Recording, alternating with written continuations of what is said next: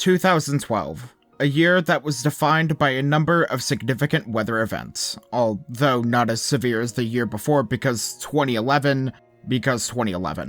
From a number of tornado events during tornado season to one of the strongest derechos ever observed in US history, to a couple of hurricanes, 2012 was a year that had a plethora of significant weather events throughout. However, this month, October 2022, marks the 10-year anniversary of the most significant and infamous weather event from that year. The second to last tropical cyclone of the Atlantic hurricane season, and one that became one of the most unique tropical cyclones to ever occur in the Atlantic Basin. A hurricane nicknamed a superstorm, a moniker whose origins lie not with official agencies, but from locals and news outlets who were in its path. A phrase that is only associated with two storms, the 1993 storm of the century, and this storm. A storm that brought the northeastern portions of the United States, alongside multiple islands in the Caribbean, to their knees, just in time for Halloween. A storm that ultimately affected just about every state of the US east of the Mississippi River. 10 years ago, in late October 2012, Hurricane Sandy, commonly referred to as Superstorm Sandy, brought its wrath to the islands of the Caribbean and the United States, and became one of the most unique hurricanes ever observed in the Atlantic Basin. A once-in-a-generation storm that ended up scarring the Northeastern United States in ways that cannot be forgotten.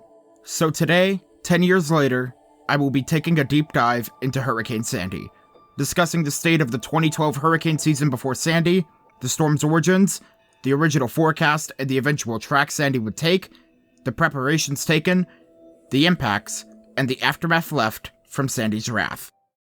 Welcome to Nature's Fury. The 2012 Atlantic hurricane season was beginning to wind down, or at least was thought to begin winding down before Sandy formed. At this point, there were 17 named storms, 9 of those were hurricanes, and only one of those was a major hurricane. The first significant hurricane of the season was Hurricane Ernesto, a Category 2 hurricane that made landfall on the Yucatan Peninsula. The second significant hurricane, and arguably the second most well-known storm of the season, was Hurricane Isaac, a Category 1 hurricane that made landfall in Louisiana on the 7-year anniversary of Hurricane Katrina's landfall in the state. The system's pressure was extremely low for a Category 1 hurricane, with a pressure of 965 millibars. Hurricane Michael was the first major hurricane of the season, with winds of 115 miles per hour, although the hurricane itself remained in the middle of the open waters of the Atlantic. After a rather unusual spike in named storms in August through late September, the hurricane season began to die down, with the most notable storm being Nadine, as it became the 4th longest-lived hurricane in the Atlantic Basin. Going into late October, it seemed like things were about to finally come to rest. However, a tropical wave that formed off the coast of Africa was moving into the Caribbean Sea. A tropical wave that would end up developing into the most infamous storm of the 2012 Atlantic hurricane season.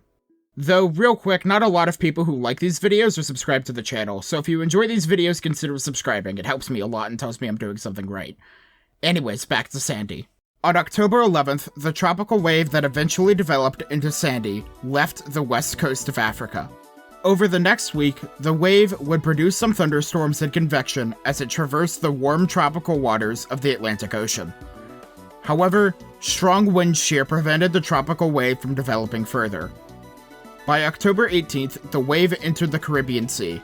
The next few days would see a cluster of disorganized thunderstorms become more well-defined, and a broad area of low pressure was found south of Haiti on October 20th. Over the next 2 days, the cluster of thunderstorms continued to organize and traveled further to the west. And at 11 a.m. Eastern Daylight Time on October 22nd, the National Hurricane Center designated the system as Tropical Depression 18. The depression seemed to be stationary as it was developing in the southern Caribbean Sea, due to a ridge present to the north of the system. With little shear in the warm waters of the Caribbean, the system had ample time to develop and strengthen over the next few days. As the system began to recurve to the east and then to the north, Tropical Depression 18 was upgraded to a tropical storm and given the name Sandy. But when it was named, something already was off about the storm. Its pressure, a sign of a low pressure system's intensity. It was low, unusually low. Bear in mind that strength and intensity are not the same when talking about tropical cyclones. When Sandy was named, Sandy's initial pressure was 999 millibars. Most low-end tropical storms have a pressure ranging from 1000 to 1010 millibars. This means that Sandy was a rather intense tropical cyclone, comparatively speaking, a trend that it would sustain for most of its life. Sandy's pressure would continue to drop over the next few days, even before becoming a hurricane. The original forecast was to have Sandy move through Jamaica, then make landfall in Cuba before seemingly drifting into the open Atlantic. Something that was at odds with what the European models were hinting at, but I will talk about that later. In preparation for Sandy, the island of Jamaica issued a tropical storm watch for the whole island. The watch was then upgraded to a hurricane warning as Sandy continued to intensify as it approached the island. Schools were shut down, and residents stockpiled on supplies. Haiti followed suit, issuing a tropical storm watch for the system before it was upgraded to a warning. For Haiti in particular, a potential hurricane impacting the island was the last thing the island needed. Haiti was still in the process of recovering from the devastating 7.0 magnitude earthquake that ravaged the island a little under 3 years prior, something that the island is still recovering from due to its poor economy and a bunch of other factors that I will not talk about here. Warnings and watches continued to be issued as Sandy moved further north, including portions of Cuba and the Bahamas. At least 50,000 people evacuated in Cuba before Sandy arrived. Sandy slowly intensified over the next few days as it approached the island of Jamaica. Its pressure continued to decrease, dropping down to 989 millibars at approach to the island, with an eye beginning to form. Later, on October 24th, Sandy became a hurricane, making landfall on the island of Jamaica later that day. The island nation suffered its wrath, with flash flooding and mudslides apparent across the island. In Jamaica, 2 perished due to Sandy. While Haiti did not get directly hit from Sandy, the storm still caused devastation to the nation. With nearly 20 inches of rain falling in the country, severe flash flooding occurred, and with the ongoing cholera outbreak and the poor infrastructure that was damaged due to the earthquake, the country was not prepared for Sandy. Sandy was responsible for 54 deaths on the island. After Sandy made landfall in Jamaica, the storm proceeded to rapidly intensify up until its landfall in Cuba, making landfall on the eastern portion of the island as a Category 3 hurricane with winds of 115 miles per hour and a pressure of 954 millibars. A pressure which, just like before, was unusually low given its wind speed. Damage was widespread, specifically near Santiago de Cuba, where over 100,000 homes were damaged. In Cuba, 11 passed away, making Sandy the deadliest hurricane to impact the nation since Dennis of 2005. As Sandy moved offshore of the island of Cuba, the storm became extremely disorganized and began to weaken initially due to strong wind shear. However, the main focus for Sandy now was the United States, as Sandy's forecast now put the Northeastern United States in its crosshairs. However, there was something highly unusual about its projected path, which had people beginning to panic once more. Remember back in the Irene video where I talked about what made Irene's path through the Northeast so unusual? Well, time to do that again except for Sandy. Usually, hurricanes in the position that Sandy was in would traditionally be pulled out to sea by the Bermuda High. So where was the Bermuda High for Sandy? The answer is that the Bermuda High wasn't really present. You see, during late October and into the winter months, the Bermuda High is present over the Azores. But there was a low pressure system over the Azores at the time Sandy was in the Atlantic, so in turn the Bermuda High ended up having no effect on Sandy's track. So what steered Sandy into the coast this time? A combination of a high pressure system in Greenland that moved into Newfoundland, and a trough and associated Arctic front in the eastern United States. An area of high pressure began to develop in Greenland in late October, and was squeezed out of Greenland and into Newfoundland. What ended up happening is that the high-pressure system that was situated directly over Greenland and then over into Canada blocked Sandy from moving further north. Sandy was in a position where it had no other choice but to curve towards the coastline. But there was another aspect to Sandy's track that was odd. Sandy was not expected to be tropical at landfall, but rather post-tropical. Even before landfall, Sandy was already losing tropical characteristics, as Sandy had fronts develop as part of the storm's structure. Because of the lack of some tropical features, a trough that was present in the eastern United States which was responsible for curving Sandy towards the northeast initially, was aiding in Sandy's development, contributing to additional convection that would normally not occur if the system was fully tropical, due to the high wind shear present where Sandy was traveling. But let's talk about that trough more and the fronts associated with it. The trough that was present in the eastern US, which would steer Sandy towards the northeast initially, had an associating Arctic cold front. Because of the high-pressure system in Greenland, the Arctic cold front stalled in the eastern United States. What would eventually happen is that Sandy was on a collision course with the Arctic front, and the two systems were expected to collide into one massive system shortly before Sandy would make landfall. In more scientific terms, the Arctic cold front was decaying, and before Sandy was expected to make landfall, the Arctic front would decay and occlude around Sandy, marking the completion of Sandy turning post-tropical. The timing of Sandy's landfall added more fuel to the fire when talking about how concerning Sandy's landfall would be. Sandy was expected to make landfall during high tide during a full moon. Due to the high tide and the full moon, Sandy's storm surge was expected to be worse than initially anticipated.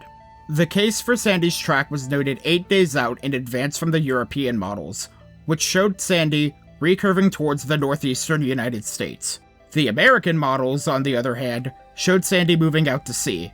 While the American models would eventually show the same results as the European models as the storm came closer towards the northeastern United States, the warning signs from the European models early on was enough for meteorologists to sound the alarm for potential impacts of Sandy to the northeast.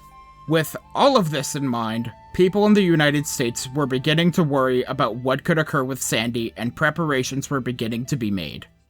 Similarly to what happened the year before with Irene, up and down the eastern seaboard of the United States, multiple states were declaring states of emergencies ahead of Sandy, not just for tropical weather either. Because of the odd circumstances regarding Sandy as a tropical cyclone and due to the time of year, Sandy was bringing snow, and lots of it, to portions of the Appalachians. States such as West Virginia and portions of the Carolinas were preparing for a winter storm, gathering supplies and whatnot. But along the coast, preparations were eerily similar to what was done the year prior with Hurricane Irene. Evacuation orders were issued up and down the coast, specifically in Maryland, New Jersey, and New York. Airports were shutting down, public transportation was being postponed. Just like with Irene, the majority of focus regarding preparation efforts were in New York and in New Jersey. New Jersey was expected to potentially see a direct hit from Sandy. Evacuation orders were issued for all of the barrier islands. Tolls were suspended on the northbound Garden State Parkway and the Atlantic City Expressway. Quickly, in New York and in New Jersey, cities were becoming ghost towns. In New York, flights in and out of New York City were cancelled. The railways and subway systems were shut down, the National Guard was sent out, public schools were closed, and the New York Stock Exchange was closed for Sandy's landfall. The messaging from public officials was clear. Sandy was not to be underestimated, and was expected to be the worst storm seen in the area in recent memory. While some people were taking the storm seriously and evacuated ahead of Sandy, others were not so excited to evacuate. There's a shirtless man jogging wearing a horse mask. I'm not quite sure what that's all about. Some were refusing to leave, and there was a common trend regarding why people were not leaving their homes. The reasoning linked back to what occurred the year prior, Hurricane Irene. Due to the high number of people who claim they didn't leave for Sandy because of Irene, it is important to look at how Hurricane Irene affected the messaging for Hurricane Sandy. I talked about this previously when talking about Hurricane Irene, but the entire reason why I made the video on Irene was in preparation for this video. I'll quickly rehash what I said there here.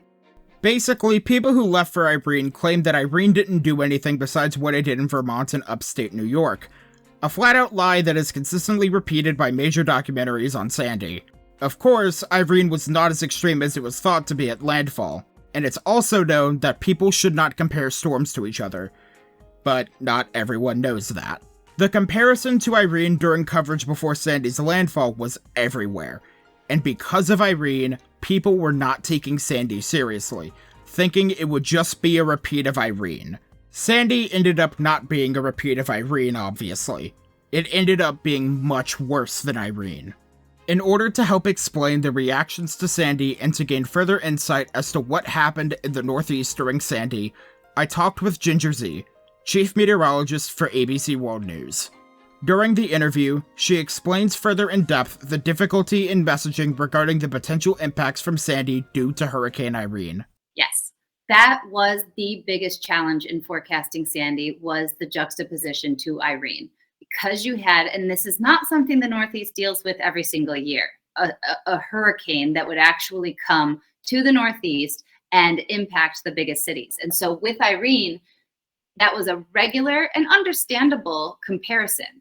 And with Irene, folks, and the way that they remember weather, I think there should be an entire book written on the psychology of weather, like how people block out certain things, how they remember other things. They'll tie something to their birthday. My husband often says it always gets cold on October 1st. And I'm like, no, it doesn't.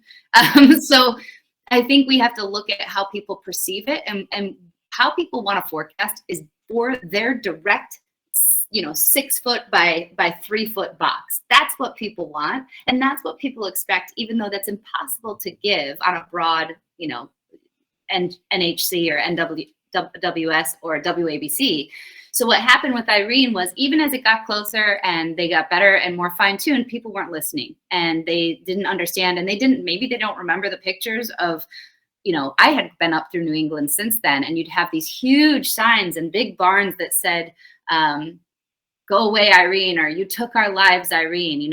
It was really impactful to the Northeast and New England, but it's as if people forgot about it. And perhaps it's because they thought that what happened in Vermont and in Massachusetts and in New Hampshire didn't happen to them, that it was a miss or something. So they're thinking, okay, and I'm going to go back to that family in Staten Island.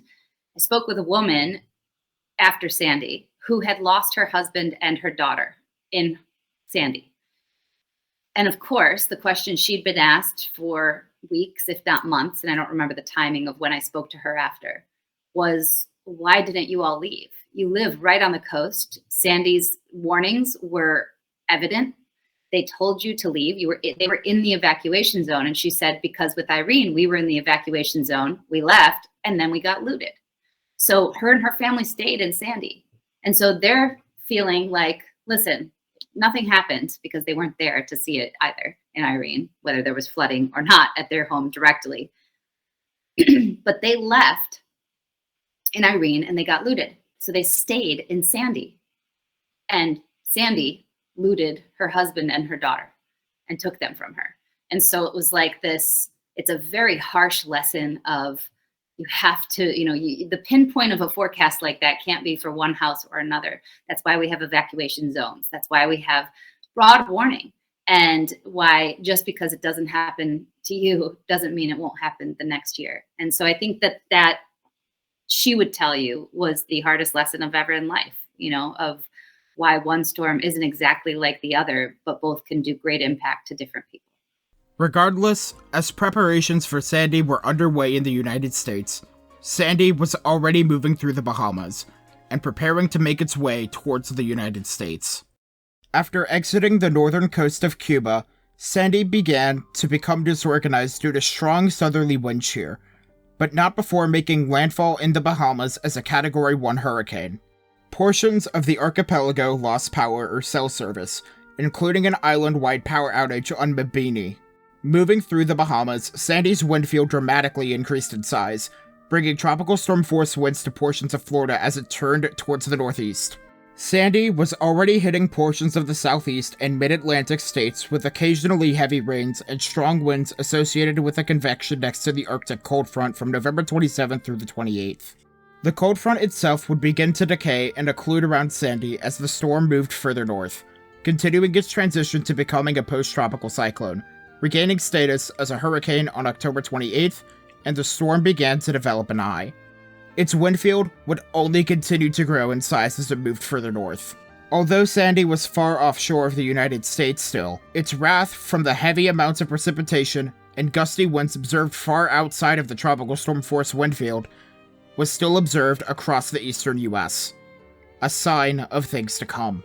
Late on October 28th, Sandy took its sharp, leftward hook into the eastern United States, going from moving generally northeast to almost due west in less than 24 hours, accelerating the entire time. Only one other major storm has taken a leftward hook this extreme into the northeastern United States, that being Hurricane Agnes of 1972. At this point, time was finally running out for those in the Northeast who wanted to evacuate, and everyone was now beginning to hunker down for a storm that would go down in history as one of the worst natural disasters to impact the Northeastern United States. Late on October 28th, Sandy's life as a tropical cyclone was beginning to come to an end, as Sandy was now making its leftward hook into the Northeastern United States. From 7 to 9 a.m. during the morning high tide, water was already breaching into portions of the New England coastline. Flooding was already occurring due to Sandy. The storm was already bad. Really, really bad. And the worst was yet to come. Ginger Z was on the New Jersey coast in Atlantic City, covering the storm for Good Morning America on ABC News. Noting her experience with the storm from the morning news coverage, and the dangerous experience she had with Sandy way before the storm made landfall. Yeah, so that morning, I was on Good Morning America from 7 to 9 a.m., and I was out at the beach, which was being overtaken already by surge, by tidal surge at that moment. During the high tide, we saw it rise from 7 to 9 a.m. so quickly that as we walked away at 9 a.m., there were parts of the streets already taking water. Remember, the storm doesn't make landfall until dinner time, until evening. So we're talking about a 9, 10, 11-hour lead time on this much water. And I remember walking away with my boots being nearly covered to my knee thinking, whoa, this is already happening to this level. And that's when I knew how big of an influence the tidal timing and the moon was already having on the pull of how much water was coming up. Because when it's happening 12 hours in advance, you're only going to add water. The water's not going to go back. It's just getting pushed toward the shore. So personally, that's when, I wouldn't say it was fear.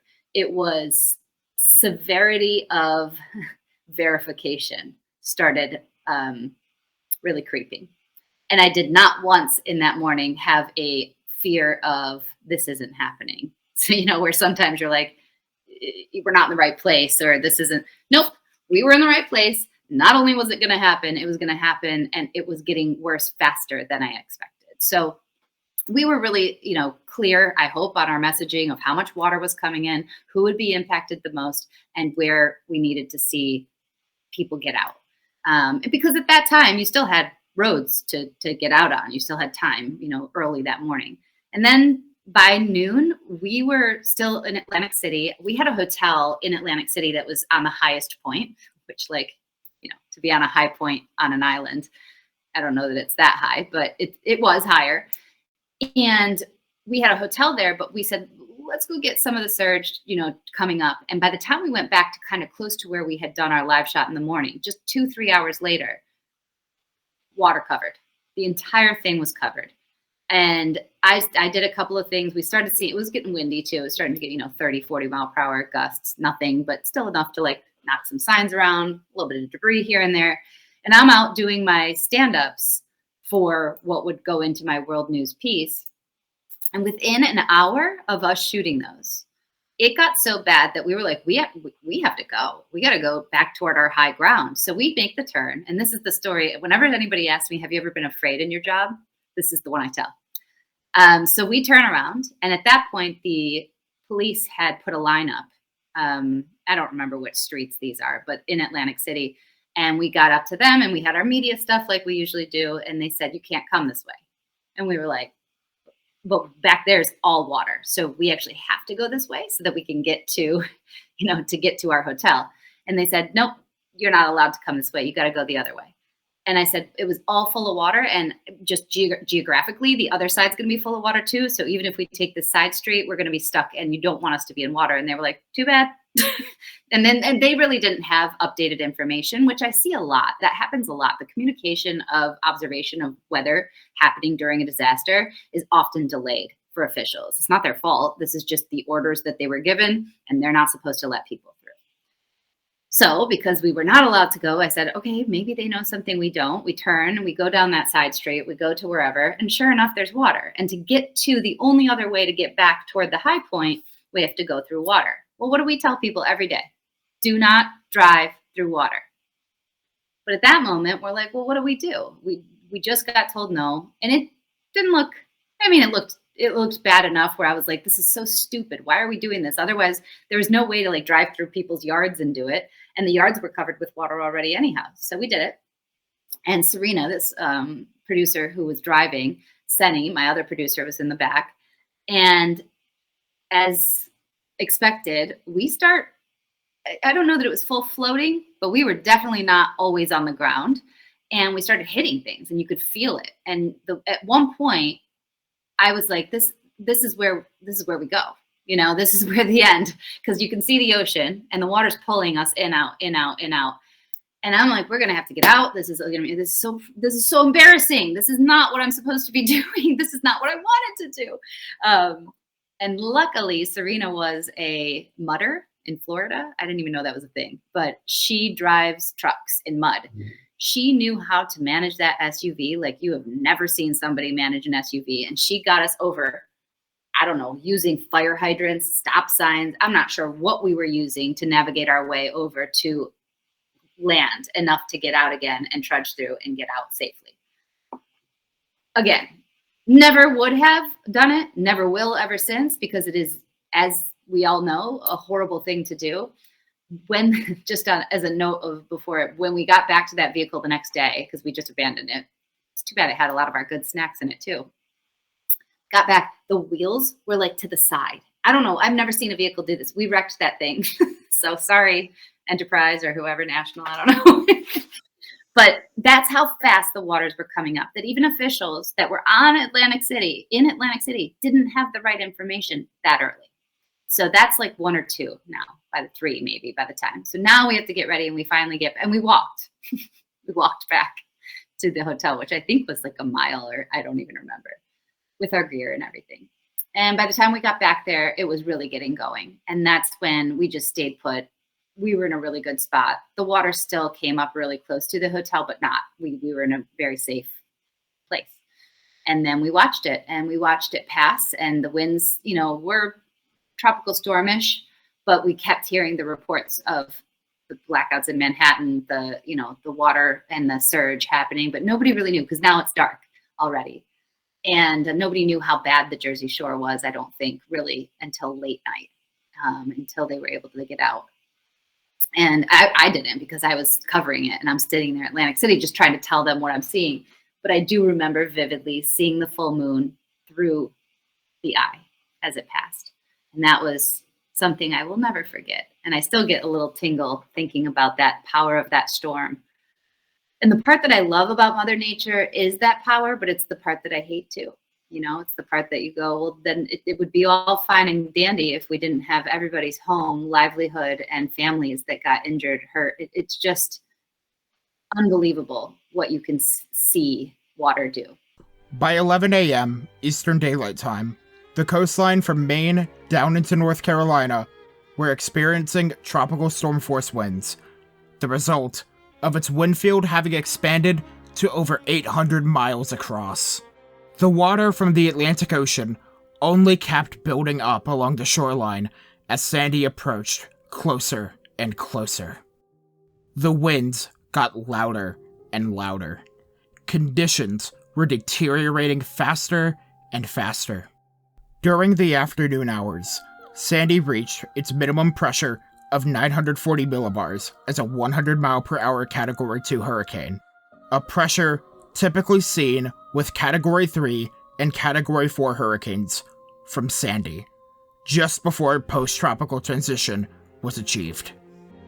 2 hours before landfall, Sandy had finished its post-tropical transition and became a frontal system, combining with the cold front to resemble a system like a nor'easter, albeit one with a tropical storm wind field that had grown to 1,150 miles across, one of the largest tropical storm force wind fields ever observed in the Atlantic Basin. By 7 o'clock, water breached into Manhattan as water engulfed the streets and down into the subway system. The Hudson River started overflowing from its banks, and storm surge across the northeastern United States quickly came into the shorelines. Yet water kept rising, all across states such as New Jersey, Connecticut, Maryland, many states experiencing the wrath of Sandy firsthand. Around 8 o'clock p.m. Eastern Daylight Time, Sandy made landfall in southern New Jersey as a post-tropical cyclone with hurricane-force winds. Its pressure, 946 millibars. Location after location had their pressure records shattered by Sandy. As the storm continued further inland, storm surge ranging from 4 to 8 feet in New Jersey, lesser values from Rhode Island and Massachusetts, and less surge from south of Virginia.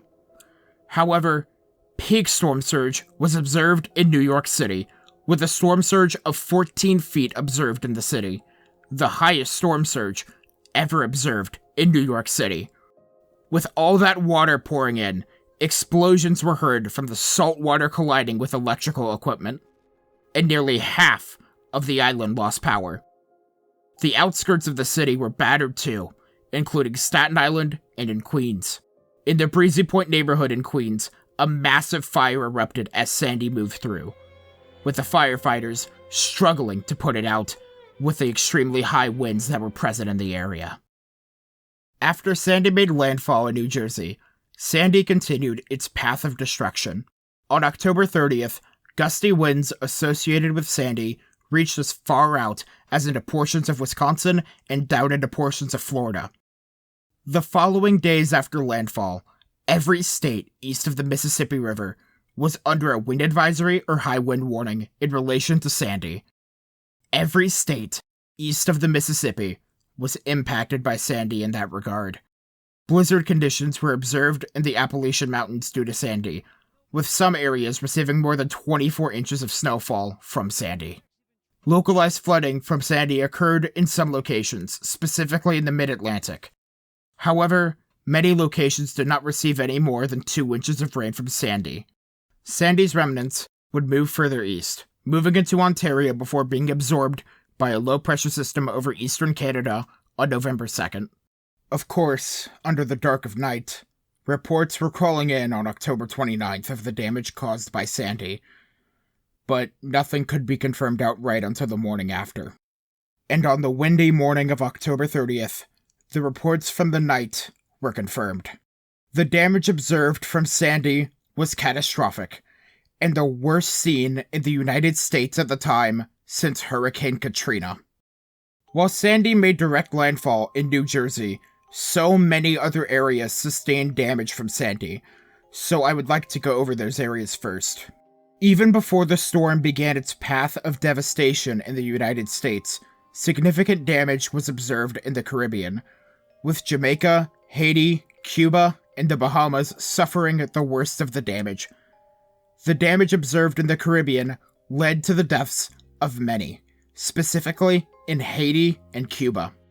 North Carolina was spared from major damage after the severe damage observed in the state after Hurricane Irene the year prior, although the immediate coastline did observe some damage from Sandy. The immediate coastline saw flooding of up to 2 feet, specifically along the Outer Banks.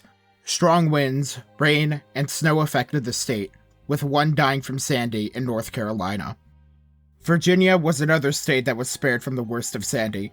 However, due to the strong winds and winter storm conditions in the state, more than 180,000 people lost power during Sandy's peak, mostly in northern Virginia. In Virginia, 3 died due to Sandy. Portions of Kentucky received up to a foot of snow from Sandy, leading to a winter storm warning being issued for portions of the state. In Washington, D.C., the Supreme Court was closed on October 30th, and railways were closed on the 30th as well. A fishing pier in Ocean City, Maryland was destroyed, and in West Virginia, a maximum of 24 inches of snow fell at Alpine Lake, West Virginia. In Howard County, Maryland, a sewage overflow occurred due to a power outage on October 30th. However, it is unclear how much sewage had escaped.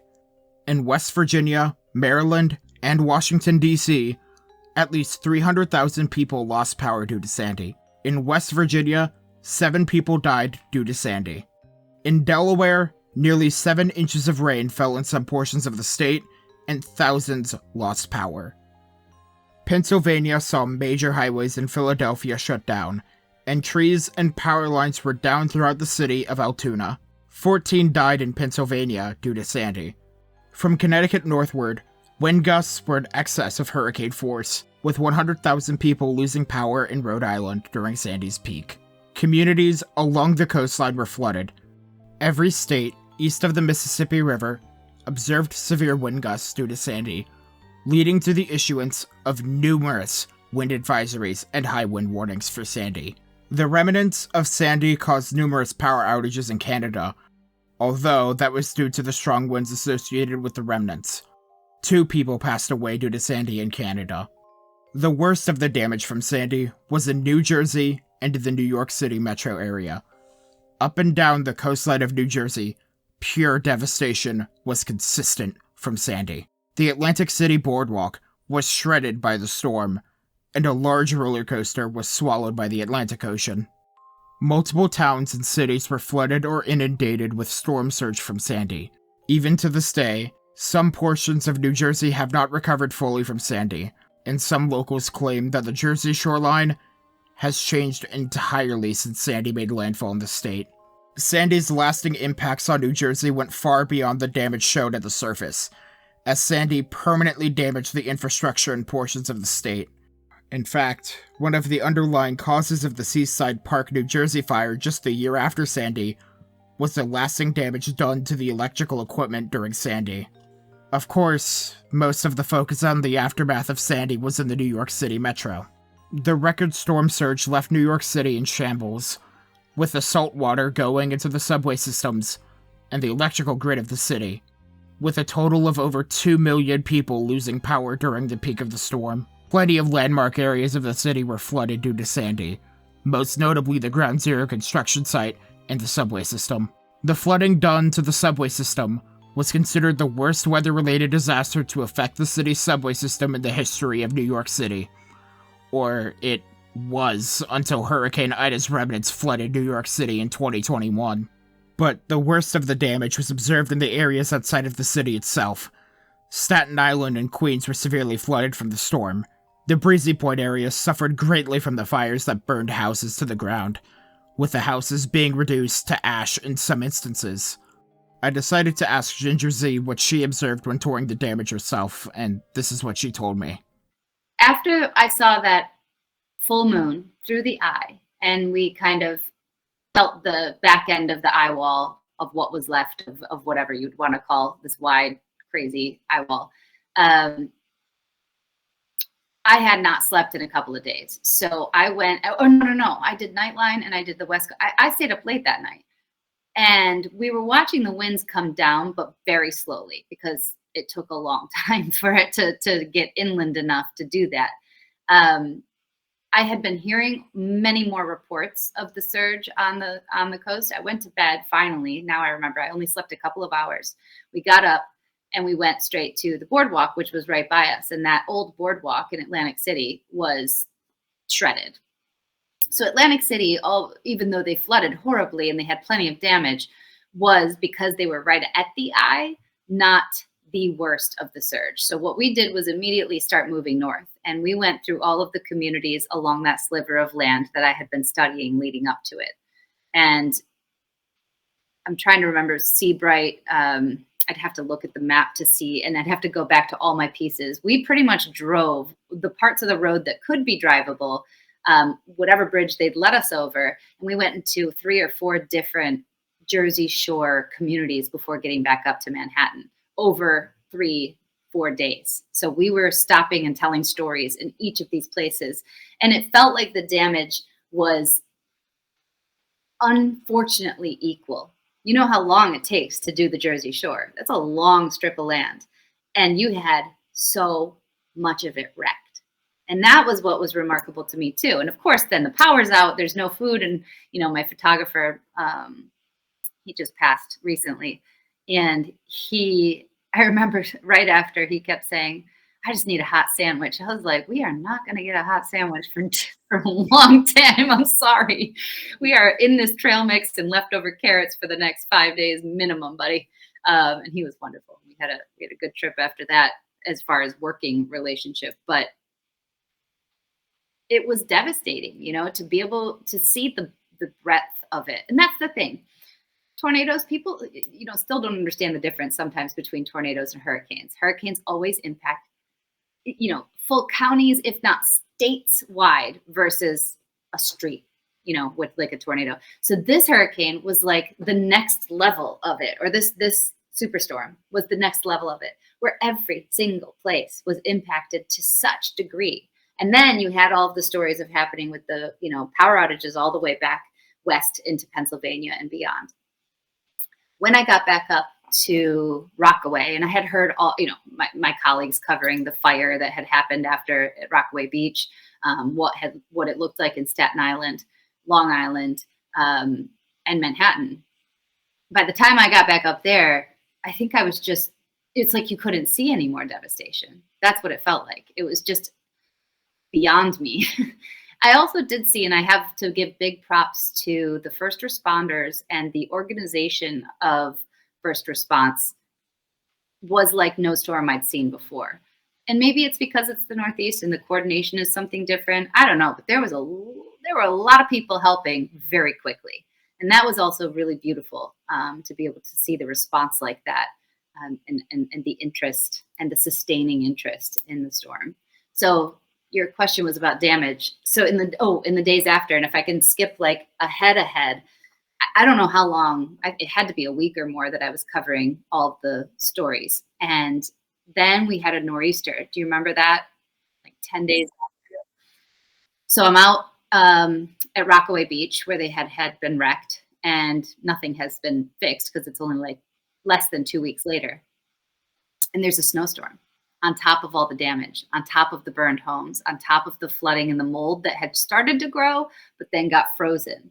And it was one of the wildest, and that really spoke to how late in the season this was, right? That you're dealing now with inches of snow on top of this fresh cyclone damage. Interesting. At the end of the day, numerous records were broken, both regarding damages and in terms of meteorological records. Sandy was ultimately responsible for one of the largest power outages in U.S. history, with roughly 8.5 million people losing power because of the storm. Sandy's damages in the United States totaled at $65 billion. At the time, the second costliest hurricane that had ever hit the United States. Now Sandy sits at the number 5 spot, with Ida beating it out. Although it is expected at the time of recording that Hurricane Ian of 2022 will place above Sandy and push Sandy out of the top 5 costliest hurricanes to hit the United States. Of course, at the time of recording and the time the video goes up, damage totals are not expected to be finalized until months from now for Ian. In the United States, 157 people died due to Sandy, 71 of those deaths being direct, and 85 being indirect. As a whole, Sandy's damages totaled over $68 billion, with 233 deaths total, 106 direct, 87 indirect, and 40 unknown deaths being linked back to Sandy. The next year, Sandy was retired by the World Meteorological Organization and replaced with Sarah, citing the significance of Sandy's impacts to the United States, Canada, and the Caribbean islands. At the time of uploading this, it's almost been 10 years since Hurricane Sandy shocked the world with the level of destruction it brought to the United States and the Caribbean. I still clearly remember the news coming out day after day regarding what Sandy could do, yet its scars still remain across those who have suffered from it. From those who suffered the worst damage, to those who lost loved ones, to those who covered it either for the media or at the NWS. 10 years later, Hurricane Sandy's significance lives on through the people who survived, and those who continue to research its unusual circumstances. Sandy is one of 2 storms to be referred to by the National Weather Service as a superstorm, the other one being the 1993 storm of the century. Sandy is a storm that definitely deserves the title of a superstorm, as calling it a hurricane all the way through is, by definition, not truly correct. Sandy still remains one of, if not the worst natural disaster to rock the Northeastern United States, specifically along the coastline.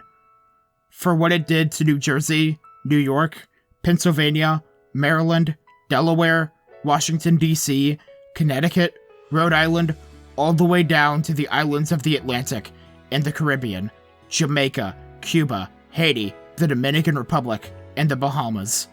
Those areas have surely not forgotten the wrath of Sandy. 10 years later, Superstorm Sandy is a storm that will surely not be forgotten anytime soon, due to the unique circumstances regarding the storm's formation, track, and evolution, and the pain and suffering the storm inflicted onto those who lived in its wake. Sandy is a storm that should not be forgotten, no matter how long time has passed since it has occurred, and a storm that I surely will never forget anytime soon. However, before you go, I want to talk more about the date this video was released, October 7th. Typically, when making documentaries for anniversaries, I try my best to aim for a week or so before the date associated with the disaster occurred. Which makes this weird because October 7th is 22 days before Sandy's landfall date in the US. But there's a more personal reason as to why I wanted to release it today. Today, October 7th, my grandfather would have turned 86 years old. Keyword being would. In February of this year, he passed away due to complications from pneumonia and leukemia.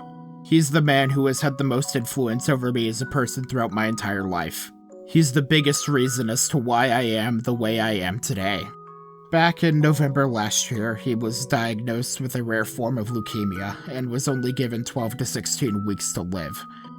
Being a video creator at heart myself, I quickly began trying to figure out the best idea for a video to be dedicated to him.